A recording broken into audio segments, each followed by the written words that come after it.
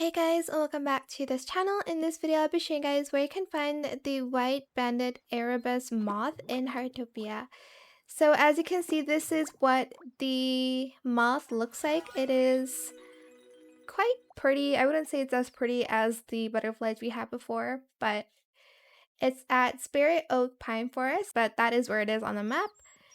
And yeah, that is how you can find the White-Banded Erebus Moth.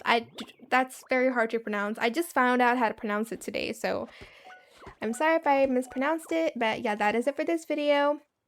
Hope it was helpful for you guys. Don't forget to like, comment, share, and also subscribe to this channel if you haven't done that already. If you have any more questions about this video, just leave it in the comment section down below. I'll try my best to answer them all for you guys. And if you found this video helpful, please click the thanks button as well. That is it. Thank you so much for watching. Bye.